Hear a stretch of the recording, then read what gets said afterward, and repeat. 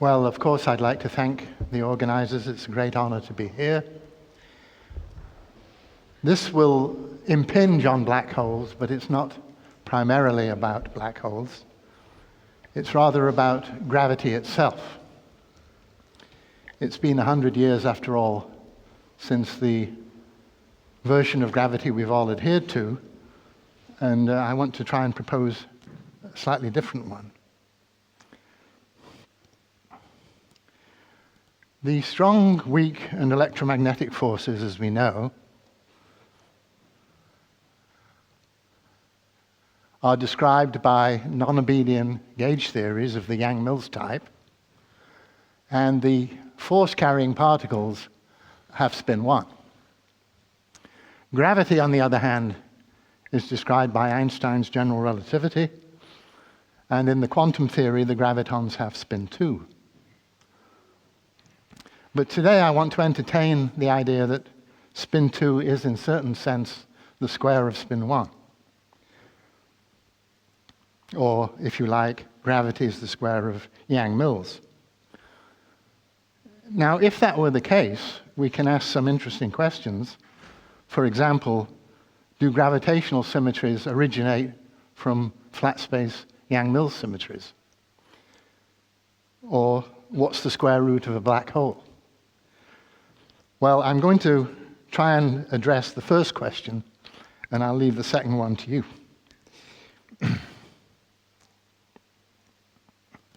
Now, when we talk about symmetries of gravity, there's the familiar ones, general covariance, of course. The laws of physics must be the same to all observers. If spinors are involved, we also need local Lorentz invariance. Some theories of gravity involve local supersymmetry, which I've misspelt, I notice. And also p-forms can enter, which have their own gauge invariance. So I'd like to try and describe how, at least to linearized order, these symmetries of gravity originate from Yang-Mills symmetries. Now, there are also other kinds of symmetries. For example, in supergravity, there are non-compact exceptional symmetries. For example, the maximal four-dimensional supersymmetric theory is n equal 8 supergravity, and it has an E7 global symmetry. So you could well ask, if gravity is the square of Yang-Mills, how does the Yang-Mills know about the E7? Because there's no sign of the E7 in the Yang-Mills theory. Well, in addressing these questions, we had to go back and take a closer look at Yang-Mills theories, and we found what I think some interesting results in their own right, leaving aside their application to gravity, and that's to reformulate them in terms of division algebras. The mathematicians, as you know, have 4 kinds of numbers that they like: real numbers with no imaginary part, complex numbers with 1 imaginary part, quaternions with 3, and octonions with 7.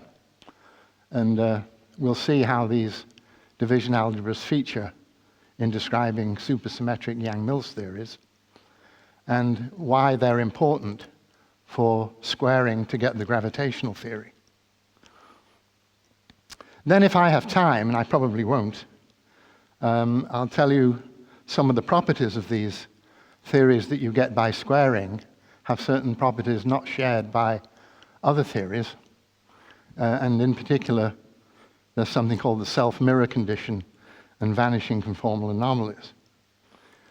This is, however, in a theory that's not conformal to start with, so it doesn't help, I don't think, with Harald's problem. And these have a bearing on logarithmic corrections to the black hole entropy formulae. By the way, just a historical note, I first announced conformal anomalies at the same 1974 quantum gravity conference in Oxford that Stephen announced his black hole evaporation paper. In my case, I'm still waiting for Hollywood to contact me about the movie.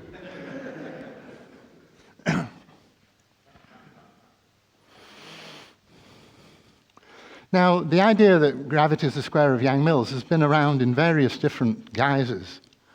Most recently, Svi Byrne and his collaborators have been looking at scattering amplitudes and have shown that in a broad class of situations, the gravitational scattering amplitudes are just the square of the Yang-Mills scattering amplitude. So there's something going on. It's not entirely clear if we can articulate it fully, but there's something going on that means, in some sense at least, gravity is the square of Yang-Mills.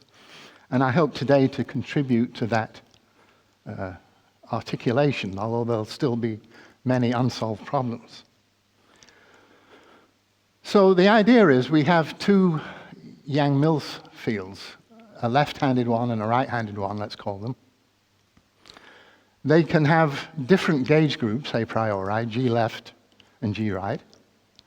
And we want to somehow tensor them and get gravity out of it. But that raises certain questions.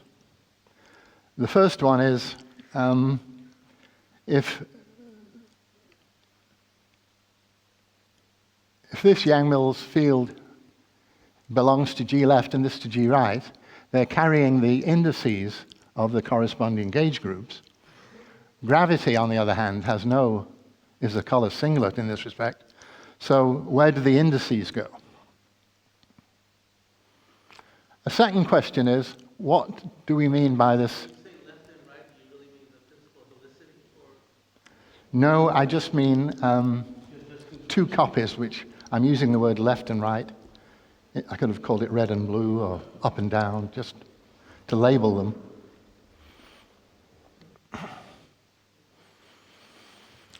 Historically, the string story, you can relate it to left and right moving fields on world sheets. That's maybe the origin of the left and right. But for our purposes, it's just a labeling. And now, a next question is, what does this cross actually mean? For example, does it obey the Leibniz rule, which you would normally associate with an ordinary product? And if it doesn't, why not? Well, I'm going to present a version of an answer to that, which has the virtue that it seems to work, at least to the order that we've taken it. And the answer to the first question is, where do the gauge indices go, is that we introduce a third field, which is a so-called spectator field. It's neither gravity nor Yang-Mills, and it has a bi-adjoint representation, so it has an I index for the left gauge field and an I prime index for the right one. This spectator field was introduced by Hodges and Cacciazzo in their scattering amplitude discussions, and we find it fits the bill for our purposes. The second question is, what do we mean by the product? And the answer that we find to be the right one is that we want a convolution. So the F star G means this, and this is the product we need, A star phi star A. Now, this does not obey the Leibniz rule. The derivative of the product is either the derivative of the first times the second, or the first times the derivative of the second. It's not the sum. And that will be crucial for our purposes.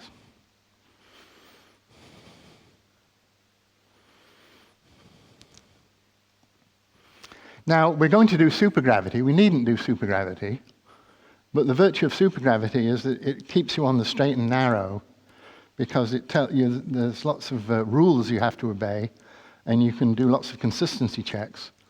And, if anything goes wrong, it's easier to spot. When you're talking about gravitational theories and supergravitational theories, you can either talk about fields off-shell or on-shell. On-shell photon, for example, has just 2 helicity states, whereas off-shell it has 3. And so when you're talking about squaring fields to get another field, you have to make up your mind whether you're talking on-shell or off-shell. We'd like to go off-shell, so we don't need to specify what the dynamics of the fields are yet. Our goal is not, in fact, to derive gravity dynamics from Yang-Mills dynamics. That's the next stage, and it's a very interesting question. Our goal is to derive gravitational symmetries, like general covariance, from Yang-Mills symmetries. So we're going to be off-shell, and the 2 Yang-Mills theories we've chosen to illustrate this are a supersymmetric n=1 Yang-Mills theory. N means there's one supersymmetry, which means that the gauge boson has just one fermionic superpartner, the gauge-Gino, chi. But because we're off-shell, this has 3 degrees of freedom and this has 4, there has to be another boson field so that we have 4 plus 4 in total. And so there's a bosonic auxiliary field, so-called D, that goes with that multiplet. So the left-handed guy is 4 bosons and 4 fermions. Now we want to get the simplest supergravity theory, which is n=1. And the trick is, if you multiply one n with another n, the resulting gravity has the sum of the n's. So n=1 supergravity, we'd want to tensor the n=1 multiplet with an n=0 multiplet. So the right-handed guy is just a gauge boson and nothing else, with 3 degrees of freedom. So the degree of freedom count is 4 plus 4 times 3 equals 12 plus 12. So if we're going to get a sensible theory, whatever it is, it will have 12 boson and 12 fermion degrees of freedom. Now it turns out there is such a gravity theory already tailor-made for that. It's the so-called new minimal formulation of n=1 supergravity. It has a graviton and its partner, the gravitino, which have, let's see, the gravitino has 12 degrees of freedom off-shell, and the graviton has 6. So we've got to find another 6 bosons to match, and these are the auxiliary fields V and B, which have 3 each. So there's your 12 plus 12. So the physical fields are going to be the gravity and the gravitino, but there is these auxiliary fields needed to stay off shell, or as the aficionados say, to close the algebra off shell, we need these auxiliary fields. So what's our dictionary going to be? We're going to have a dictionary now that translates Yang-Mills fields into gravity fields, at least at the linearized level. So H mu nu is our linearized graviton. B mu nu is this auxiliary field. And we're going to put them together into what looks like a non-symmetric metric, Z mu nu.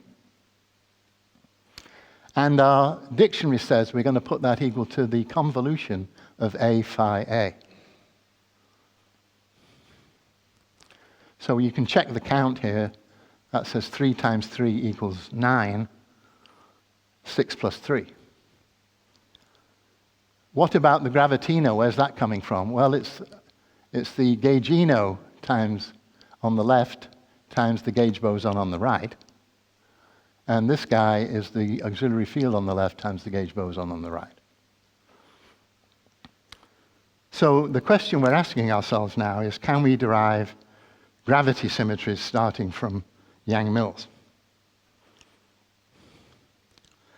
Well, it's not essential, but it's useful to put these super symmetric guys in a superfield V, because you can summarize complicated transformation rules in one equation, but the gauge transformations you shift by these functions lambda and lambda bar. There's a global non-abelian gauge transformation, global gauge transformation, and then there's Poincare transformations, translations, supersymmetry, and rotations on the V field. And then the right-handed field has a similar setup.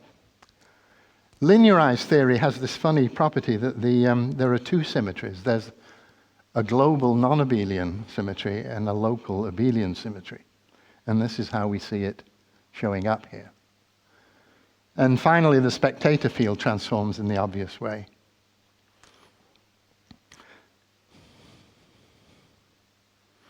So we're going to plug these rules into the dictionary and then see what comes out. And here we are. We find that the combination of G plus B transforms by d nu alpha mu left plus d mu alpha nu right. The gravitino transforms like the derivative of a spinor, and V like a gauge transformation. This is just a combination of a linearized diffeomorphism and a gauge transformation on the B mu nu field. You put them together and you get this. So here's the general relativity, at least a linearized order, has come out of the Yang-Mills. And here the local supersymmetry has come out, and here the gauge symmetries come out. So we've got four local symmetries coming from the global Yang-Mills theory. Now, how come where is the locality of the gravitational parameters coming from? They have their own dictionary, just as the fields have a dictionary. And what happens is the Yang-Mills parameters get multiplied by fields to give us local gravitational parameters.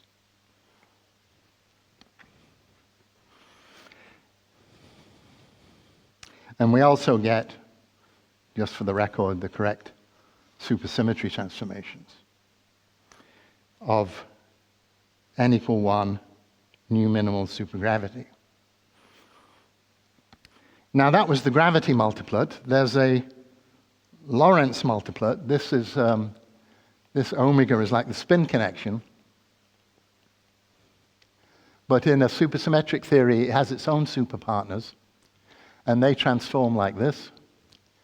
And we can play the same game of generating the gravity fields from the Yang-Mills ones, but this time it's the Yang-Mills field strength that appears in the dictionary rather than the potential.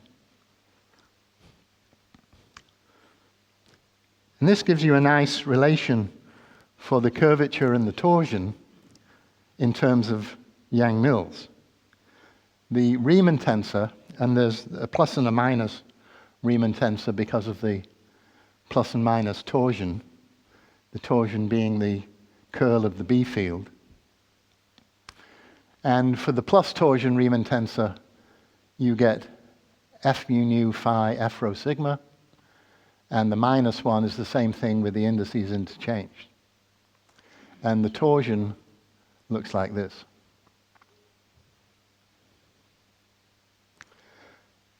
So there's an obvious consistency check now. Gravity obeys Bianchi identities, and Yang-Mills theory obeys Bianchi identities. If there's any justice, the gravitational Bianchi identity should follow as a consequence of the Yang-Mills Bianchi identities. And again, they do. So that's the good news. The problem is that everything I've told you is at linearized order. And I wish I could tell you that it works to nonlinear order. We're working on it, but we haven't yet solved it. And I don't know whether that's because we're not smart enough or whether it simply doesn't work. But that's clearly what needs to be done next. And then, in addition to symmetries, you also want to know about dynamics. Where does the gravitational dynamics come from? And again, that's something that we're currently working on, and I don't have anything to report yet on that. So that brings me to the end of the first part of my talk, which was deriving local gravitational symmetries by the idea that gravity is the square of Yang-Mills. I now want to come to the second part of the talk, which is global symmetries. And this involves these division algebras, so I'd like to spend a few minutes talking about those.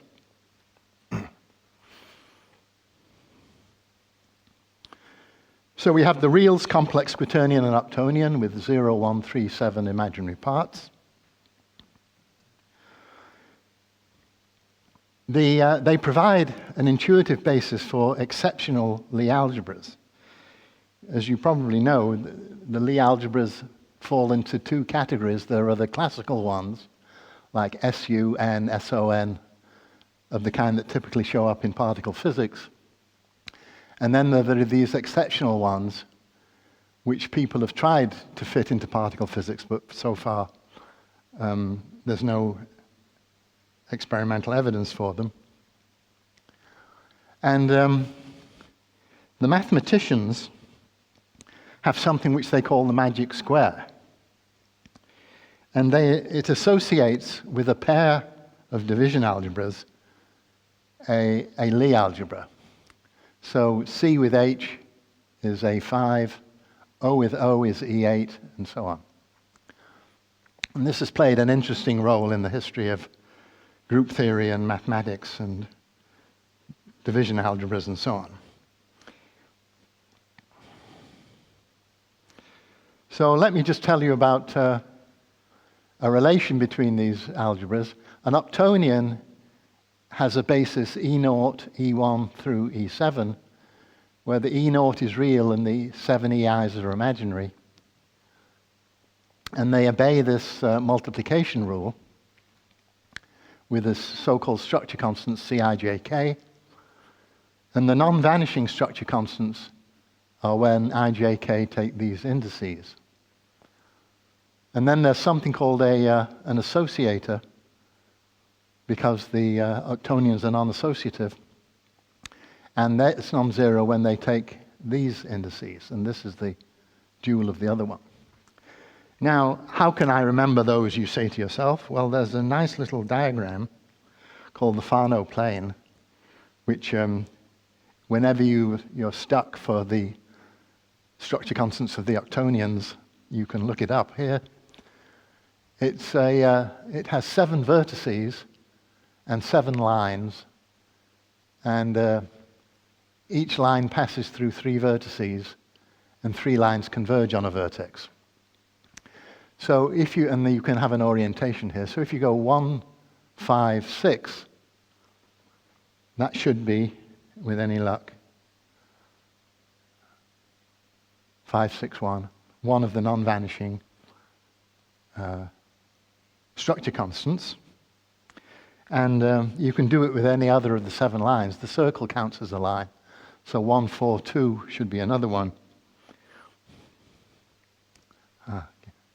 Didn't see that. 1, 4, 2 should be another one. And there it is, 1, 2, 4. 1, 4, 2 would have had a minus sign.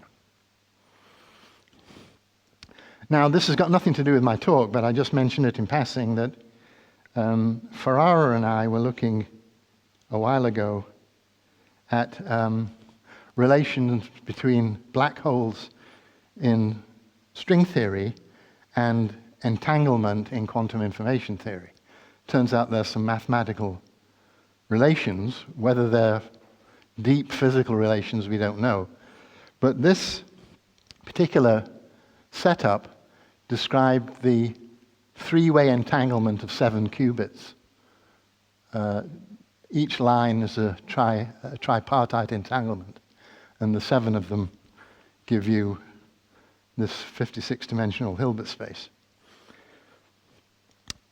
We then use similar tricks to solve an unsolved problem in quantum information theory, which is how you entangle 4 qubits. And we wrote it up in Physical Review Letters, and my collaborator noticed, because I don't watch the show, that it showed up in another context. If you notice, here's the equation from Phys Rev, here's the one on Sheldon's whiteboard, and I have to compliment them that they did in fact get the right equation.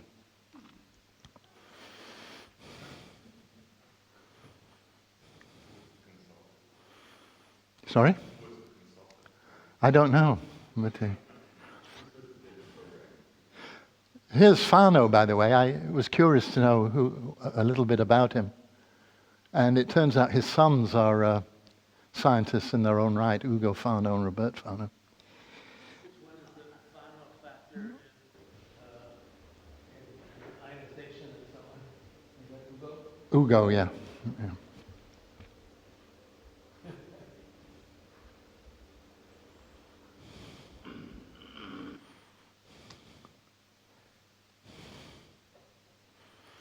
You can, there's something called the Cayley-Dickson procedure, which starting with an Octonion, you can write it as 2 quaternions with an imaginary part E3.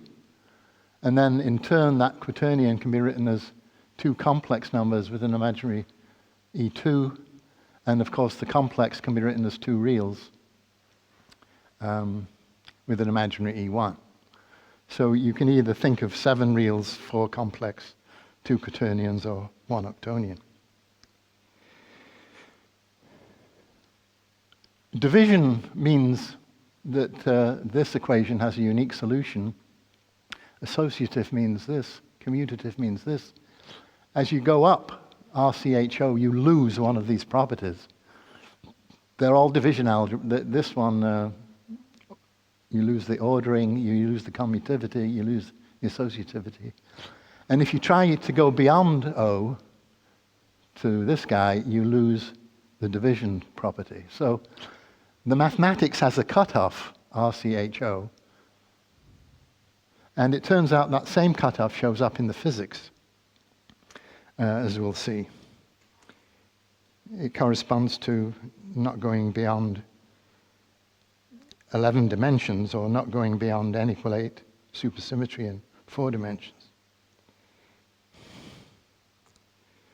Now, there's a couple of definitions we need. There's something called a norm, which it looks like this. And there's something called a triality algebra, which looks like this. I won't go into the details. But with these tricks, we were able to give a single Lagrangian, which described all these theories. 10-dimensional Yang-Mills with n equal 1, 6-dimensional Yang-Mills with n equal 1, 2, 4, 1, 2, 4, 3, 1, 2, 4, 8. And one interesting thing for the experts, again, the issue is when you have off-shell formalisms, does the algebra close off-shell, or does it only close on using the equations of motion on-shell? And the well-known result is that the half maximal ones, this one and less, close on-shell, off-shell, but the maximal one does not. 8, 4, 2, 1. And in this way of looking at things, the non-closure can be directly attributed to the non-associativity of the Octonions, which I think is quite interesting. So I'll spare you the details. We can write down the Lagrangian. And what's the idea behind all this? Well, at the beginning, I told you that the mathematicians had a magic square, which they got by squaring the division algebras. They had a Lie algebra associated with a pair of division algebras. From our point of view, we've got 4 Yang-Mills theories, and I'm starting in 3 dimensions for the moment. I'll go up in a moment. In 3 dimensions, there are these 4, and what we're claiming is that the Yang-Mills squared, the gravity theories you get by squaring these RCHO Yang-Mills, have symmetries which are precisely those of the mathematicians. So the mathematics magic square equals the physics magic square. How does that work? Well, again, I'll spare you the details. Basically, you put the left-handed spinors and the right-handed ones into a column vector, which gives you one of twice the size. So that means if you tensor 2n equal 4s, you get an n equal 8, and so on. And let me just show you the result. And I hope you can read it. It's not very... So we got RCHO along the top, RCHO along the bottom. We're squaring Yang-Mills theories, and we get 16 supergravity theories. And these supergravity theories have various supersymmetries. The maximum one has got 16. This one has 2, 2, 3, 5, 9, all the way up to 16. There are global and local symmetries associated with them. And the punchline is that the global symmetry G that you get in these 16 slots are precisely the entries in the mathematician's magic square. Now, the ones that live along the boundaries here are unique. So if we were going to get any theory at all, we would have to get these. The ones that live in the middle, you can couple to matter, in principle, but the amount of matter you get by squaring is precisely the amount of matter you need to ensure that the symmetry group is the one of the magic square. So it all works out very nicely. So there it is again, coming from two different places, mathematics and supergravity. Now, going back to the question, how does the Yang-Mills know about the symmetries? Well, this is the formula you need.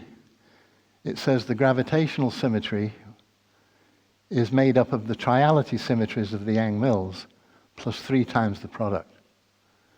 So I think I had on an earlier slide.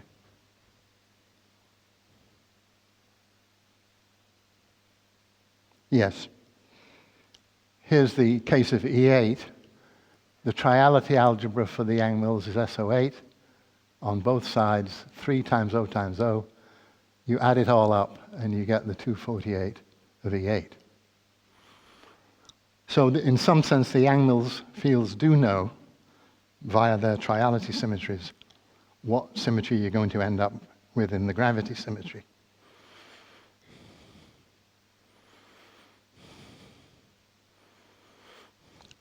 Now, the reason for starting in 3 dimensions was that you get the 4x4 magic square that you can find in the mathematics textbooks.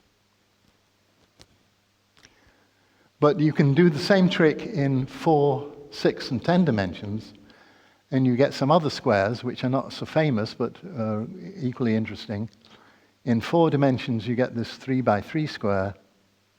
In 6 dimensions, you get this 2x2 square. And then in 10 dimensions, you get the single apex of this pyramid. So we call this the magic pyramid for obvious reasons. And these are the type 2 supergravities at the top.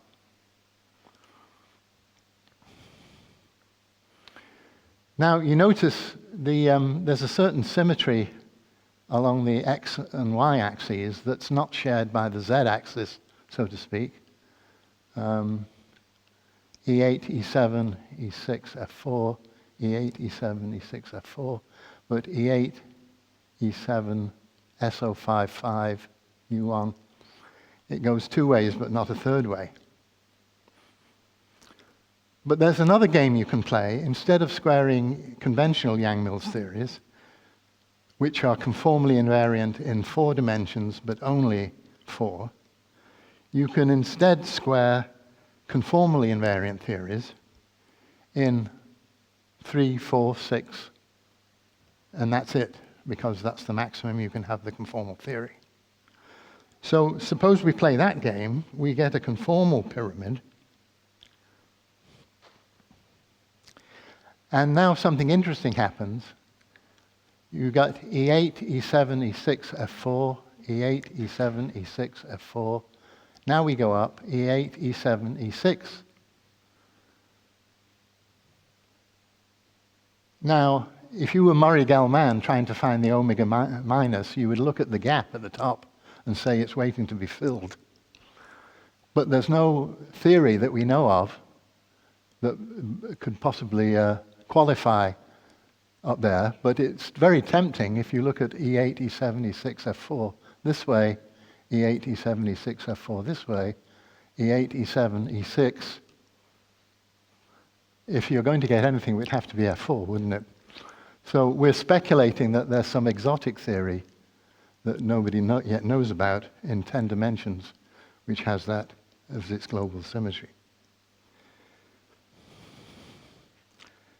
Well, I could tell you more about anomalies and so on, but that's probably a good time to stop, and I thank you for your attention.